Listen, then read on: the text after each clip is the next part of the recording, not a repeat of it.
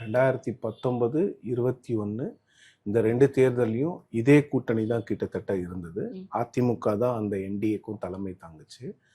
அந்த 2 தேர்தலுக்கும் 26 தேர்தலுக்கும் ஒரு வித்தியாசம். அந்த 2 தேர்தலையும் 19லயும் சரி 21லயும் சரி எடப்பாடி பழனிசாமி அவர்கள் வந்து ஒரு முறை கூட டெல்லிக்காக அலையன்ஸுக்கு போகும். டெல்லியில இருக்கக்கூடிய தலைவர்கள் அவர்கிட்ட வந்து பேசினாங்க. இந்த முறை அவரை 3 முறை வர வைக்கிறாங்க. அலையன்ஸ்ல இம்பார்ட்டன்ட் பொசிஷன், அதாவது லீட் பொசிஷன் ஏடிஎம்கே தான். ஏடிஎம்கேக்கு தான் 30% வாக்கு இருக்கு. ஏடிஎம்கே தான் இந்த அலையன்ஸை லீட் பண்றாங்க. எடப்பாடி பழனிசாமி அவர்கள் தான் சீஃப் மினிஸ்டர் கேண்டிடேட்.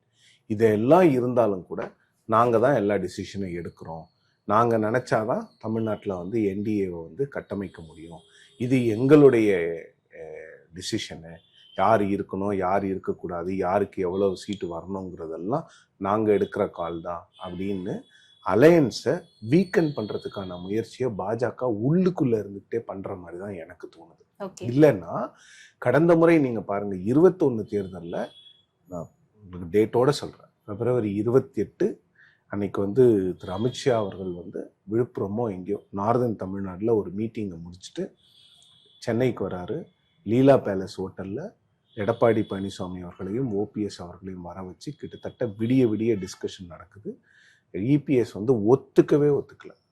நான் வந்து ஒத்துக்க மாட்டேங்க, டிடிவி தினகரன் அவர்களை வந்து நிச்சயமாக சேர்க்கவே மாட்டேன் அப்படின்னு சொல்கிறார்.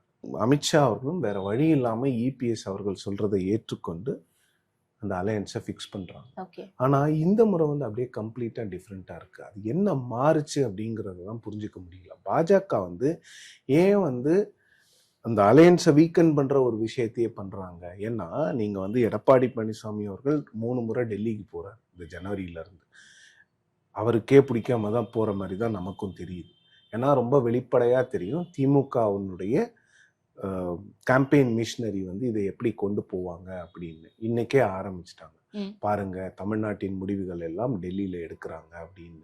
அதற்கு அப்படியே கிரெடன்ஸ் கொடுக்குற மாதிரி தான் பிஜேபி இந்த விஷயங்களெல்லாம் பண்ணிக்கிட்டு இருக்கிறாங்க. அவங்க தெரிஞ்சுதான் அதைத்தான் பிஜேபி விரும்புறாங்களோ? நிச்சயமா. ஆனா அது எதிர்மனநிலை தானே சார் உருவாக்கும் அந்த கூட்டணிக்கும் சரி அதிமுக. அதுதான் அவங்க புரிஞ்சிக்க மாட்டேங்கிறாங்களா இல்ல புரிஞ்சுக்கிட்டு பரவாயில்ல நினைக்கிறாங்களான்னு புரியல.